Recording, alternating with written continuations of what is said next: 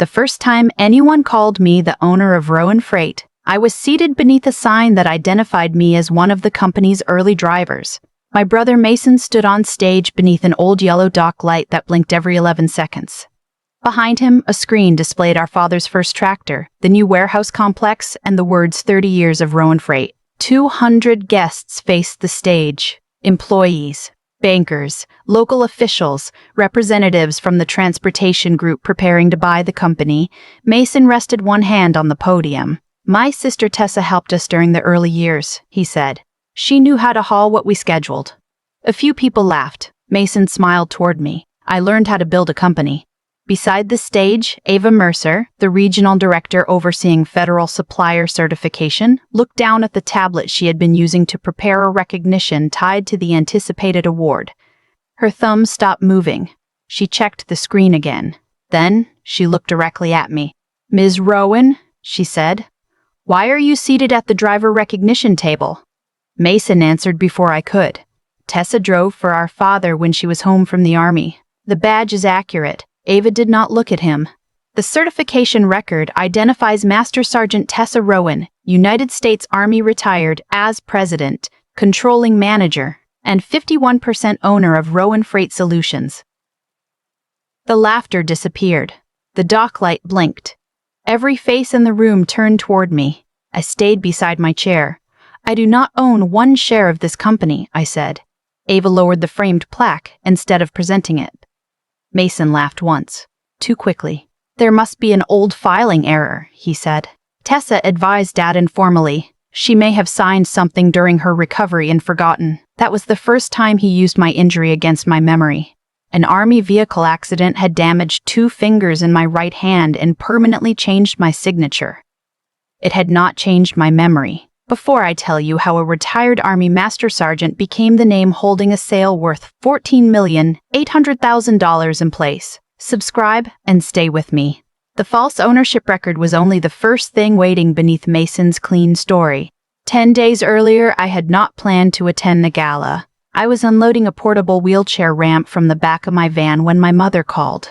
The ramp was going to a retired Army mechanic who had been waiting 3 months for his apartment manager to approve a permanent one. I had positioned the top edge against the threshold and was checking the locking pins when Linda Rowan's name appeared on my phone. "You need to come Saturday," she said. I was not invited. "You are family." That has not always been the same thing. She ignored the remark. "The company is being sold. The buyer is taking the historical display, including your father's original loading board. The reverse sequence loading board. I had designed the first version during military leave more than 20 years earlier. After watching our father and Mason unload half a trailer to reach the freight needed at the first stop, my father had kept the original board in the dispatch office until he died. "What does Mason want from me?" I asked. "There is a simple legacy release. It permits the buyer to use old photographs, training materials, and family records. Send it to me. The lawyers will have copies at the gala." The locking pin beneath my hand clicked into place. Simple mechanisms worked because every part was visible. Family paperwork rarely did. "I'll read it there," I said. My mother went quiet. Then she added, 63 people are depending on this sale." She said nothing after the number. Behind me, the retired mechanic eased one wheel onto the ramp. The frame shifted once and held. I put the phone away and checked the ramp again. The retired mechanic in the doorway watched me press my weight against the frame. "You always test it twice?" he asked. "Only when gravity is involved." The ramp had arrived with the wrong brackets. The delivery sheet said universal fit, which usually meant it fit nothing without argument. I had moved the lower brace, changed the angle, and replaced one pin with a heavier one from my van. When he rolled his chair across it, the frame held. Rubber passed over aluminum. A locking pin settled under weight. That sound meant more to me than applause. I had been retired from the Army for 7 years. Twice a week, I drove donated ramps, wheelchairs, and portable lifts to veterans who had already filled out enough forms to prove they needed them. My family called it delivery work. They were not completely wrong. I delivered things. I had also spent 27 years as an Army Movement Control senior non-commissioned officer, deciding which vehicles moved first, which roads could carry them, and which delay would create 3 more before sunrise. A life becomes easy to dismiss when people repeat its smallest description long enough. Mason had always been the one who stayed. I was 19 when I enlisted. He was 15 and angry that I got to leave before he did. 4 years later, our father bought a used tractor, leased a trailer with a bent rear door, and painted Rowan freight across the cab. Mason worked after school, changed tires, answered phones, and slept on the dispatch couch when storms trapped drivers on the highway. I knew what that cost him. That was one reason I let him tell the story as if staying had been the only form of sacrifice. He carried weight our family could see. I carried mine through ports and movement centers no one at home understood. Our father praised Mason publicly because Mason stood beside him. He praised me in private. The reverse sequence board began during one of my leave periods. Rowan Freight had 3 trucks and 1 loading crew. I arrived before dawn and found Mason inside a trailer dragging cartons toward the rear while our father argued with a customer on the phone. The freight for the first delivery had been loaded first. That placed it against the front wall. Mason had to remove almost half the trailer to reach it. "How often does this happen?" I asked. "Only when someone changes the route." Our father covered the phone. "Routes always change." The dispatch wall listed stops in the order customers had called. I took a grease pencil from Rosa Delgado's desk and erased it. "What are you doing?" Mason asked. "Loading the last stop first." I drew each route backward. The final delivery went at the front of the trailer. The first went nearest the door. Freight sharing the same bridge received the same mark. Medical supplies and repair parts received priority symbols. Rosa watched from her chair. "You do this in the Army?" she asked. "We do it anywhere unloading matters as much as loading." Mason climbed down. "You cannot run civilian freight like a convoy." "No," I said. "Civilian customers complain more." Rosa laughed. Mason did not. By noon, the crew had rebuilt all 3 trailers. One driver returned 26 minutes earlier than usual. Another made an extra pickup instead of rearranging freight in a parking lot. Our father kept the board. Mason turned my marks into a daily dispatch process. Rosa refined the symbols until new dispatchers could read the flow without asking 5 questions. The method worked because each of us contributed something different. I saw dependency. Rosa saw the board. Mason saw how to make the process survive every day. Our father saw a story he could sell. Within 3 years, Rowan Freight used the system in every trailer. The company gained regional customers because it could promise narrower delivery windows and fewer unloading delays. Then the name changed. At first, our father called it Tessa's backward board.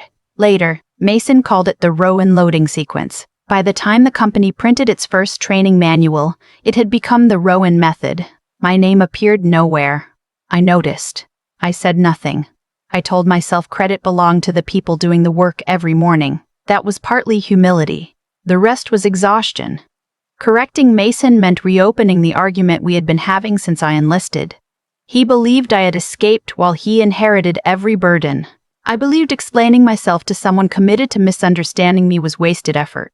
So I let the method keep moving without my name attached. That decision looked peaceful from a distance. Up close, it was an unlocked door. That unlocked door had been built from a habit I learned in uniform. When a route failed, I did not ask who deserved blame first. I asked what would stop moving next. The clearest example came during a movement operation in Kuwait. 72 vehicles were staged before sunrise when an engineer reported damage beneath the bridge on our primary route. The first response was to move everything faster. That would have trapped fuel, ammunition, and personnel in a line too long to turn around. I stood over the movement board and counted dependencies. Buses needed escorts. Heavy vehicles needed recovery support. Fuel could use the northern checkpoint only before civilian traffic began. Medical resupply could not arrive last simply because it was easiest to load. A captain asked whether we should wait for confirmation that the bridge was closing. "If we wait for confirmation," I said, "we will confirm it from the wrong side." I changed the sequence. Recovery vehicles first. Personnel and security second. Fuel through the northern checkpoint. Heavy cargo held until engineers cleared an alternate crossing. The captain asked if I was certain. "No," I said. "I'm early." 11 minutes later, the bridge closure became official. By then, the first vehicles were already moving toward the only route that stayed open. That was what I brought home to Rowan Freight. Not a rank, not a medal. A way of seeing what depended on what. Mason could turn a process that worked once into something that survived tired drivers, late customers, and broken forklifts. For a while, our contributions fit together.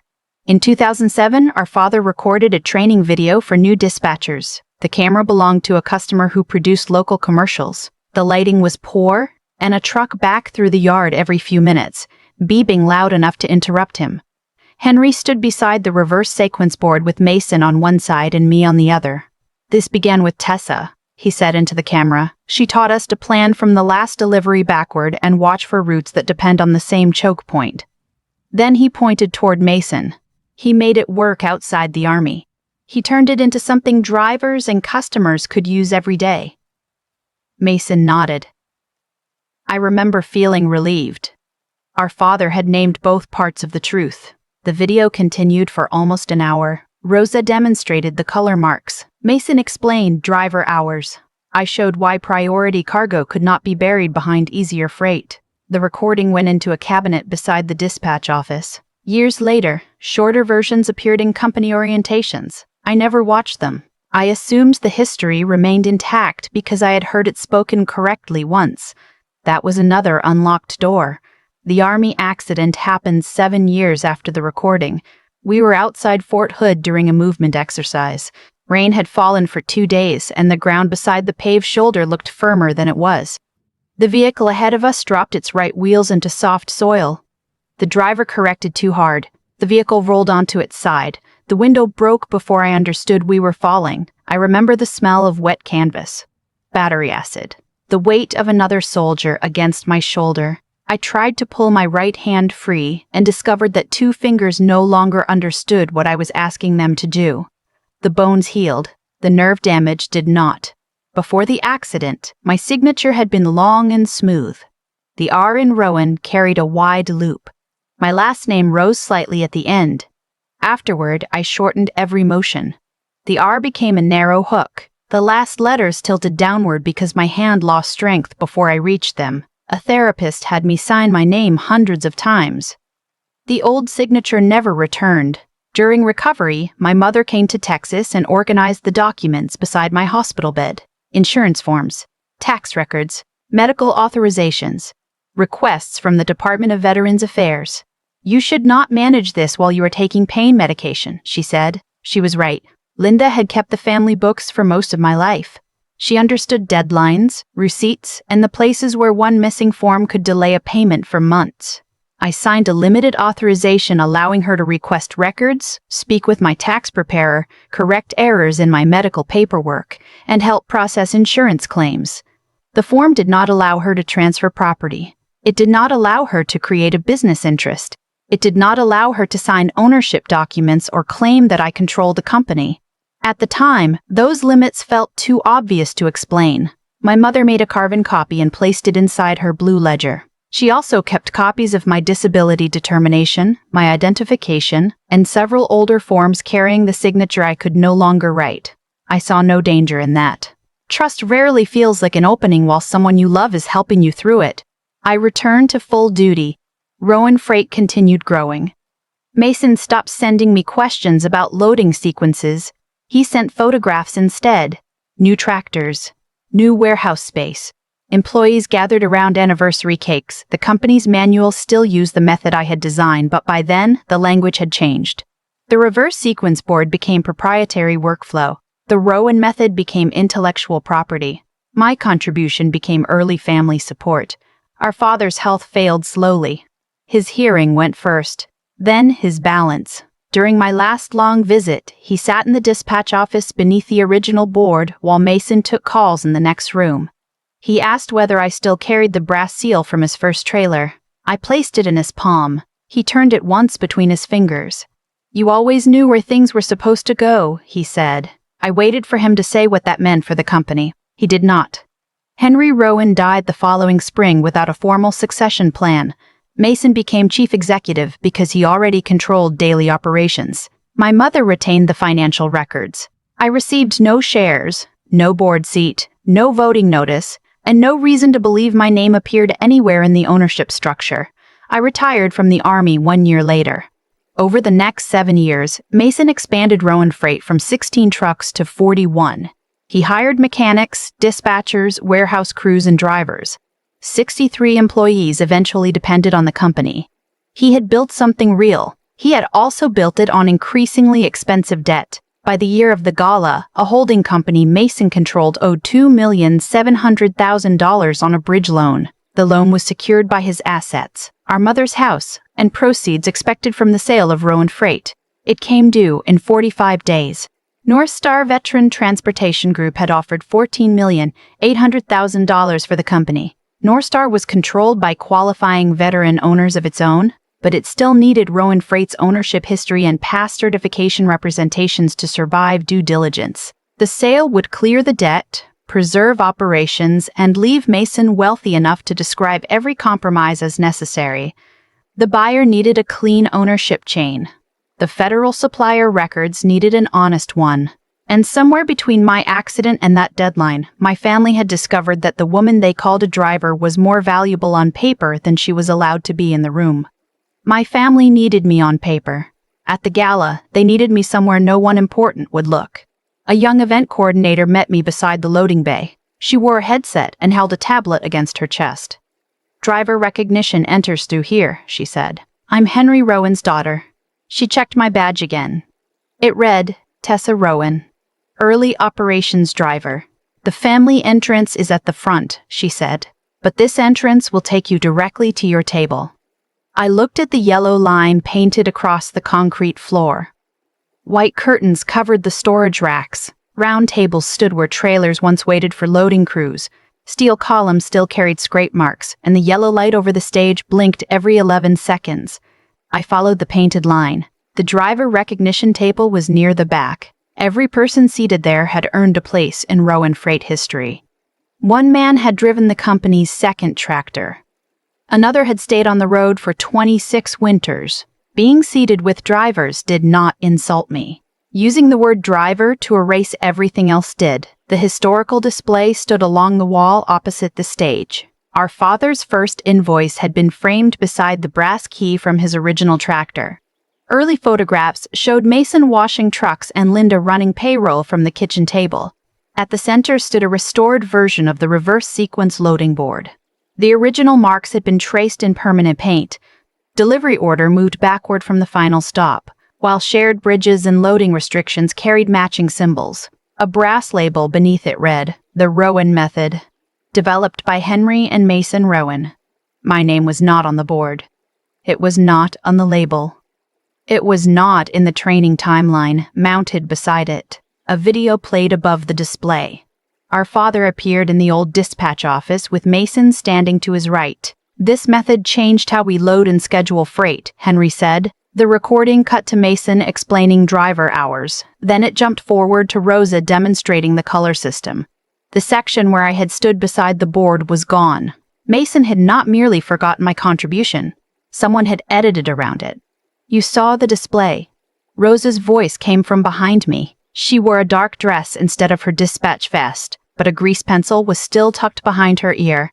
"I saw what is missing," I said. Rosa looked toward the stage before moving closer. "That overlay is yours. They changed the label. They changed more than the label." She pointed at a faded notch near the bottom corner of the board. "You made that when the pencil slipped." I remembered. Mason had bumped the frame while arguing that customers would never understand the symbols. My hand had dragged the grease pencil into the wood. "They still use the sequence," Rosa said. "Every new dispatcher learns it." "Who do they say designed it?" She did not answer immediately.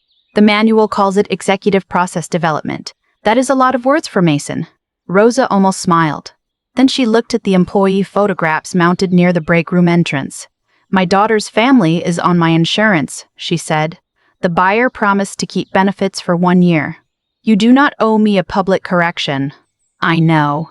That was why I trusted her. Rosa had never confused truth with performance. Linda approached carrying the blue ledger and a cream folder. "Rosa, they need you near the stage for the service recognition." Rosa touched the edge of the loading board before leaving. My mother handed me the folder. One signature. We moved beneath a photograph of Henry standing beside his first trailer. He was holding the brass cargo seal that now rested inside my palm.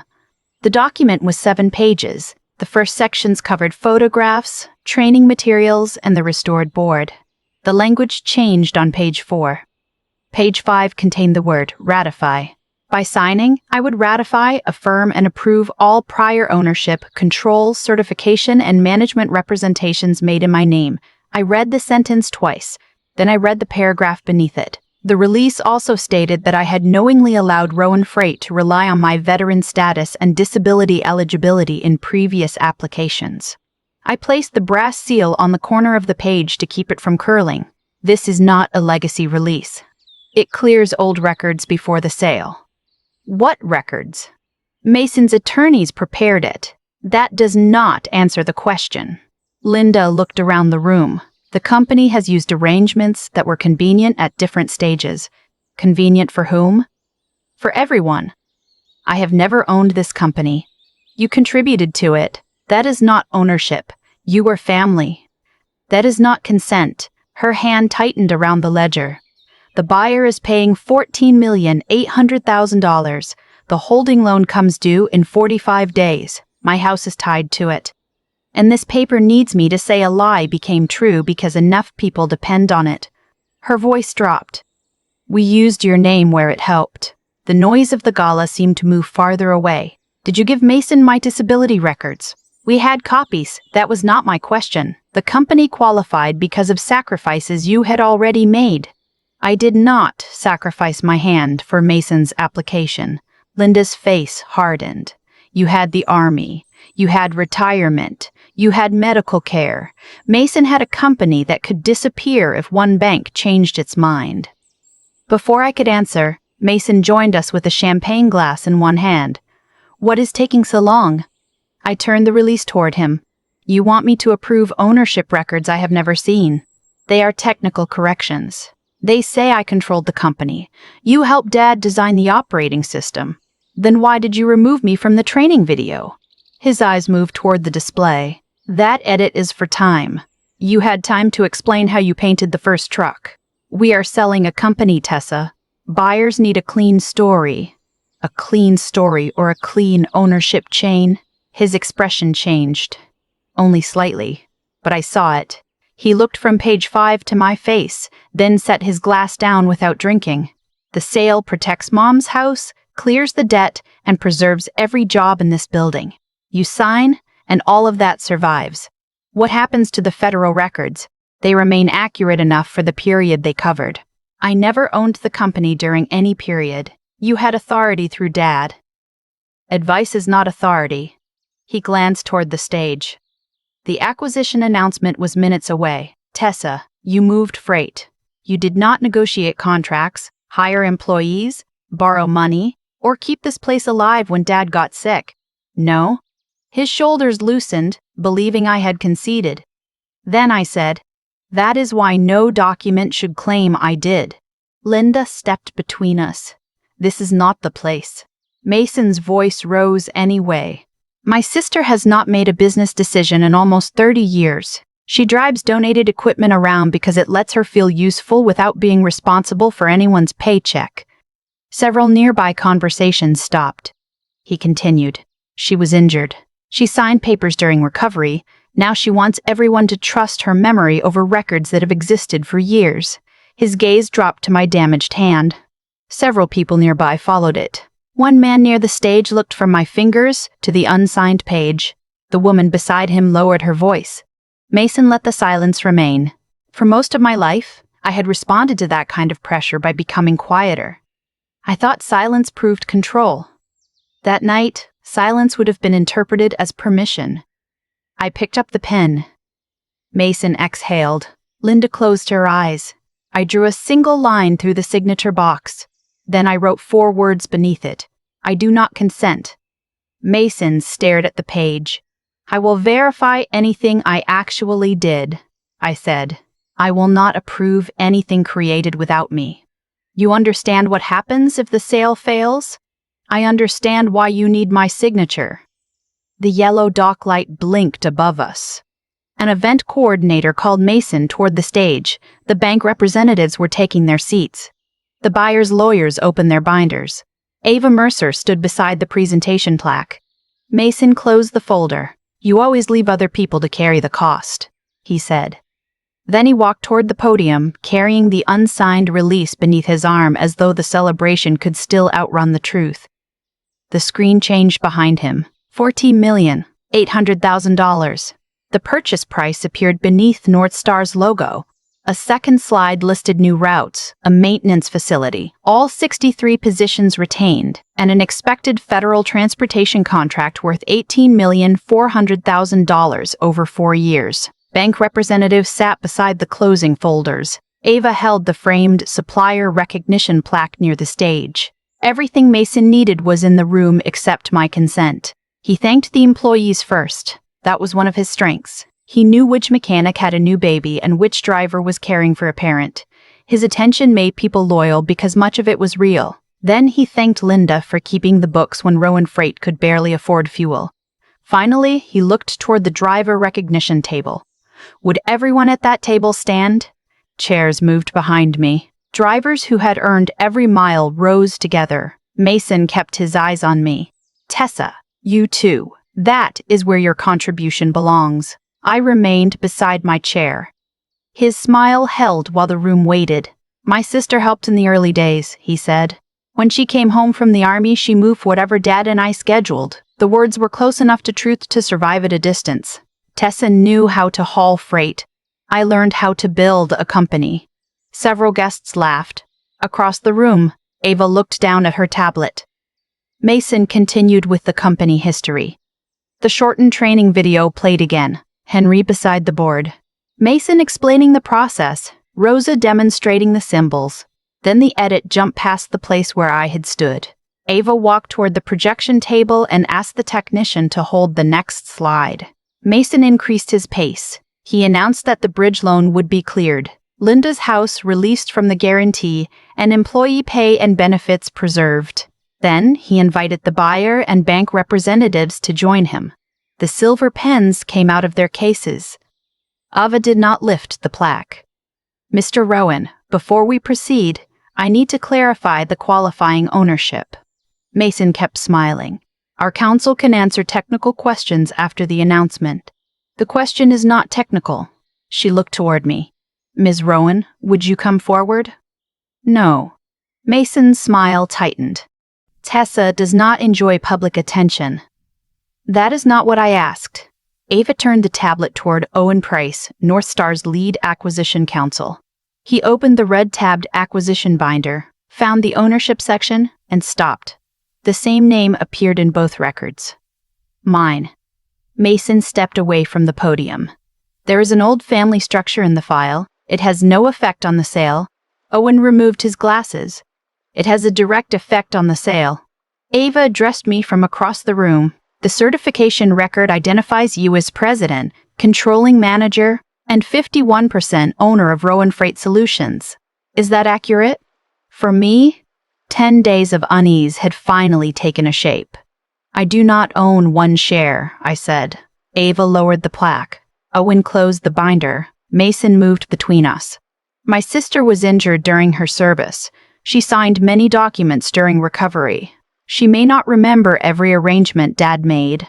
My mother held the blue ledger against her chest. I opened my right hand so everyone could see the 2 fingers that did not straighten fully. "My hand was injured," I said, "not my memory." Ava asked, "Have you ever received shares, distributions, voting notices, or access to company accounts?" "No." "Have you made long-term decisions for Rowan Freight?" "No." "Have you made long-term decisions for Rowan Freight?" "No." "Have you authorized the company to use your veteran status or disability records?" "No."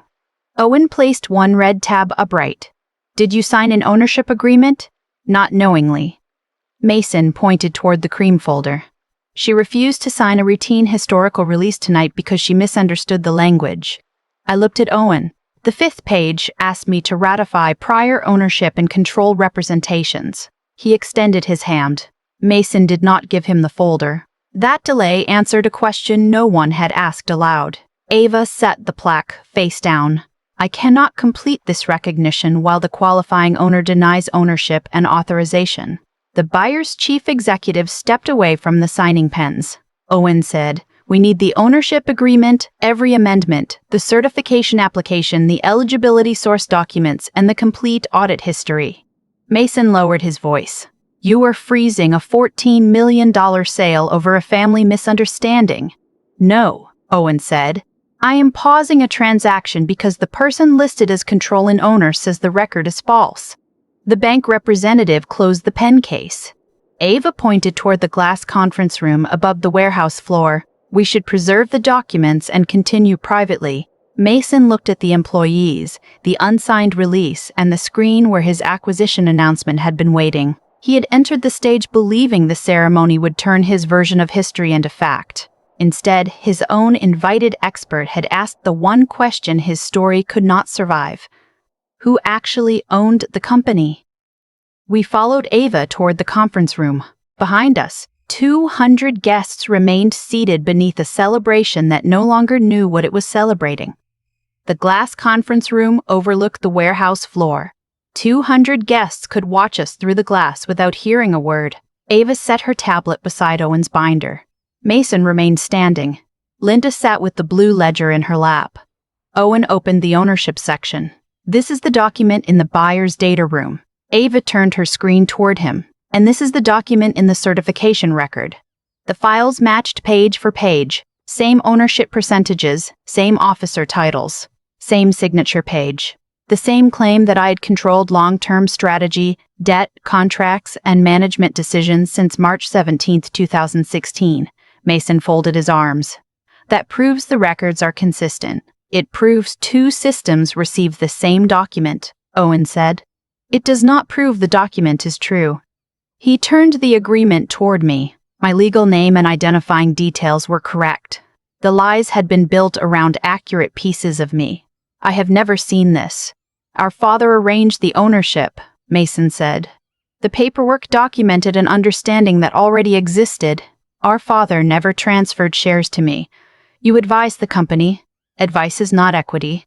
Owen pointed to the execution block. "The document says Ms. Rowan appeared in person, accepted 51% ownership, and assumed control's authority on this date. March 17, 2016. I was in Kuwait." Mason gave a tired smile. "You deployed more than once. You cannot place yourself on every date." "I can place myself on that one." A dust storm had delayed outbound flights, and I spent 18 hours in the movement center rebuilding priorities around aircraft capacity and medical cargo. Owen asked whether I had records. "My retirement archive has the orders and travel documents." "Orders show an assignment period," Mason said. "They do not prove where someone stood at 1 hour." Ava looked at him. "The agreement says she appeared before a North Carolina notary at 10:20 in the morning. We only need to determine whether she could have been in both places." I opened the secure archive on my phone and found deployment orders placing me in Kuwait through the end of that month. A flight manifest showed my arrival the previous week and no return movement before the signing date. Owen read them. "This creates a material contradiction. Formal verification can follow." Ava opened the service chronology Rowan Freight had submitted with its own certification package. The company's document listed the same Kuwait deployment period. Behind it was the citation for my final meritorious service medal. It identified me as the Movement Control Senior Non-Commissioned Officer who had resequenced 72 vehicles after the Kuwait bridge closure and kept personnel, fuel, recovery support, and medical cargo moving through the only route that remained open. Ava read the citation twice. "This is not the record of a delivery driver," she said. She turned a screen toward the restored loading board below the conference room glass. "The dependency logic on that board is the civilian application of the work documented in Master Sergeant Rowan's service record." Mason had submitted the credential that disproved his public story and the chronology that disproved his agreement. Ava looked at Linda. "Your seal appears on the agreement. Did Ms. Rowan appear before you that day?" My mother opened the blue ledger. It was simply the book Linda used to track documents she notarized, with carbon sheets beneath the pages and reference numbers matching her signed forms. She turned to March. My name did not appear on the 17th. On the next page, a line carrying my name had been squeezed between 2 April entries. The handwriting was Linda's. The ink was darker. The carbon sheet beneath it carried no impression. Owen bent closer without touching it. The surrounding entries transferred to the duplicate page. This one did not. Carbon paper slips, Linda said. Not under only one line. She tried to close the ledger. Owen held out a hand. Please leave it open. It needs to be preserved. This is my property. It may contain transaction evidence. Mason stepped between them. My mother may have corrected a missed entry later. I was trying to keep the records complete, Linda said. The explanation did not make the date possible. Owen returned to the signature page and placed it beside the limited authorization I signed during recovery. The authorization showed my new signature. Narrow R. Short strokes. A downward finish. The ownership agreement showed the old version. Wide loop. Long final line. A signature my hand had not been able to produce for 2 years before the date printed above it. People keep different signatures, Mason said. I did not keep that one. Owen gave me a blank sheet. I signed my name. My hand tightened before I reached the final letters, which dropped toward the bottom of the page. The comparison did not identify the writer. It showed that someone had copied an older version. Owen looked at Linda. What documents did you retain from before the accident? She said nothing. Ava opened the eligibility attachments. The first page was my disability determination, describing permanent nerve damage in my right hand. The injury Mason used to question my memory was the injury his company used to qualify for federal opportunities. I recognized the scan. A gray streak ran down the left margin, the same mark produced by my mother's home scanner. You gave them this. The company needed proof of eligibility, Linda said. I did not apply. You had already earned the status. Status is not consent. Mason leaned over the table. We did not invent your service or your injury. No. You only invented my ownership. The company would not have survived without the certification. Ava closed the attachment. That is not a defense. It is context. It is motive, Owen said. He took the green folder and opened it to page 5. My crossed-out signature box sat beneath the ratification clause. Owen placed the release beside the agreement, deployment documents, ledger, and disability record. Tonight's release was designed to convert present consent into approval of past representations. It was designed to clean the file before closing, Mason said. That is the same admission with softer language. Mason's cufflink struck the glass table. The silver wheel rolled once and fell to the floor. He did not reach for it. Owen opened his laptop. We know the agreement could not have been executed as stated. The remaining questions are, who created the file, who replaced the signature page, and who knew Miss it? Rowan had never authorized the structure. He connected the laptop to the conference room screen. A list of devices, accounts, and file revisions appeared.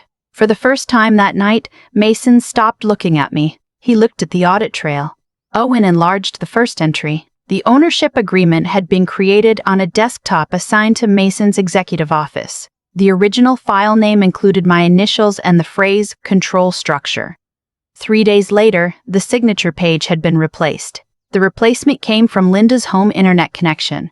My mother kept her eyes on the blue ledger. I scanned records for the company for years. Owen moved to the certification package.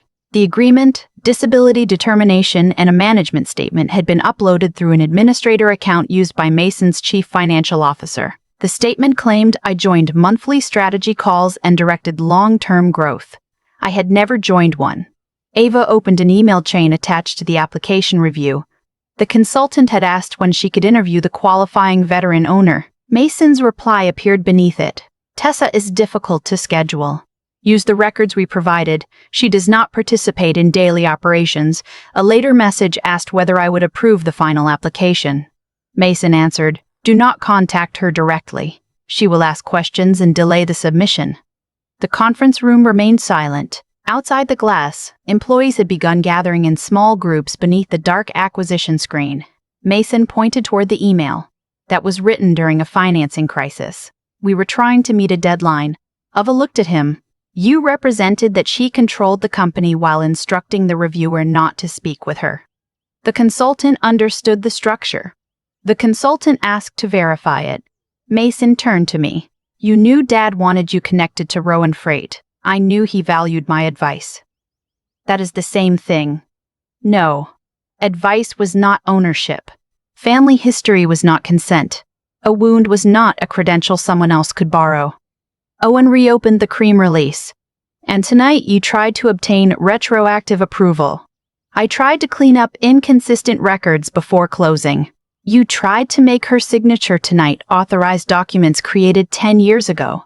Mason's voice hardened. You were taking words written under pressure and treating them like a crime. No, Owen said. I am treating them like transaction evidence. Ava closed the certification record. The supplier recognition is suspended. The ownership and control representation will be referred for formal review. Until that review is complete, Rowan Freight cannot represent Ms. Rowan as its qualifying owner. The plaque remained face down on the table. Owen began closing sections of the buyer's binder. The acquisition cannot proceed tonight. The buyer will preserve the data room and review the ownership chain, certification history, and disclosure obligations. Mason looked through the glass at the bank representatives. The bridge loan comes due in 45 days. That does not make a false record true. A notification appeared on his phone. He read it and went still. The contracting team had postponed the anticipated award announcement pending confirmation of certification history. The sale. The federal opportunity. The release of Linda's house. All of it had depended on a version of me that never existed. Mason opened the conference room door. He walked back toward the stage before anyone could stop him. This is a documentation issue, he told the ballroom. The transaction remains on schedule. Owen followed him. The buyer has suspended tonight's closing. A murmur moved through the room. The bank representative removed the signing folders from the table. The projection technician replaced the acquisition slide with the company logo. Mason gripped the podium. Our history is not defined by one filing. Rosa stepped toward the projection table. Then play the whole history. Mason looked at her. This is not the time. You made it the time when you cut Tessa out of the video. The technician glanced at Owen. Owen had already found the original training archive inside the buyer's data room. It had been included as evidence of the company's operating system and intellectual property. The gala edit ran 17 minutes. The archived file ran 58. Owen asked the technician to open the original. Mason moved from the podium. That file is outdated. So is the ownership agreement, Rosa said. You still used that. The video began. Our father appeared beside the reverse sequence board. The warehouse heard the truck backing through the yard and the poor microphone catching every echo. Then Henry pointed toward me. This began with Tessa. She taught us to plan from the last delivery backward and watch the routes that depend on the same choke point. On screen, a younger Mason stood beside him. Henry turned toward his son. Mason made it work here every day. He turned the idea into a company process. The full recording did not erase Mason. It named both of us. That was what he had removed. Rosa paused the video on the original board. My initials were visible beneath the lower frame, written beside the first version date. Drivers remember the road, she said. Dispatch remembers who changed the board. No one applauded. The employees looked from the screen to the restored exhibit, then toward Mason. They were not choosing a hero. They were recalculating the history they had been given. Mason left the stage and came toward me with the unsigned release. You wanted the truth, he said. Now look at what it costs. He pointed toward the employee tables. Mechanics with mortgages. Drivers with children in college. Families on company insurance. If the buyer walks and the bank calls the loan, 63 households pay for your principal. Linda joined him. Sign the release. We can correct the display. We can add your name. Mason can compensate you. They still believe the theft was about credit or money. I will provide every record the review requires, I said. I will confirm every contribution I actually made. I will not confirm ownership I never had. Mason lowered his voice. Then they lose their jobs because you refuse to help. No. I looked at the employee photographs near the break room entrance. My answer did not endanger them. Your use of my name did. He flinched as if I had shouted. I turned to Owen. If Mason and my mother are removed from control during the review, can the company continue operating? For the first time that night, Mason understood I was not asking how to save him. I was asking how to save everyone else. Owen looked through the glass at the employees gathered beneath the blank screen. Yes, he said. The company can continue operating during the review, but not under the same control structure. Mason laughed once. You are discussing my company as if I am already gone. I am discussing continuity, Owen said. You made yourself the risk. Owen explained that North Star did not own Rowan Freight, but both buyer and lender could make continued negotiations conditional on immediate safeguards. Mason would have to accept administrative leave. Linda would have to surrender control of the financial and certification records. Rowan Freight could retain an independent turnaround advisor. Rosa and the department heads could keep daily operations moving while the board and lender evaluated a formal interim manager. Legitimate private contracts. Payroll, dispatch, maintenance, fuel accounts, and insurance did not have to stop. Nothing was guaranteed, but the trucks did not have to stop moving that night. I asked about payroll first. Then, insurance. Then fuel cards, maintenance vendors, and the customer routes that could not miss delivery windows without penalties. Mason watched me move through the questions in order. For years, he had told people I only knew how to move what others scheduled. Now he was hearing me separate the people who made the company run from the people who had placed it in danger. Owen took notes. Ava explained that the federal opportunity could not continue under disputed eligibility. Legitimate commercial work could.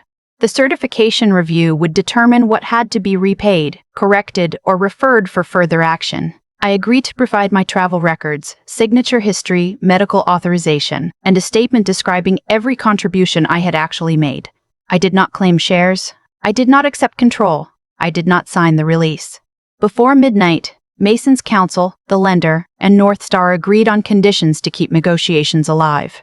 Mason would step away from daily authority, Linda would turn over the records, and an independent advisor would begin the next morning. The lender agreed not to act before reviewing the plan. The employees were told the truth in plain language. The sale had paused. Payroll had not. When the ballroom finally emptied, Linda asked me to stay. The yellow duck light continued blinking over a stage with nothing left to announce. Workers cleared untouched glasses from tables. The blue ledger rested beneath my mother's hand.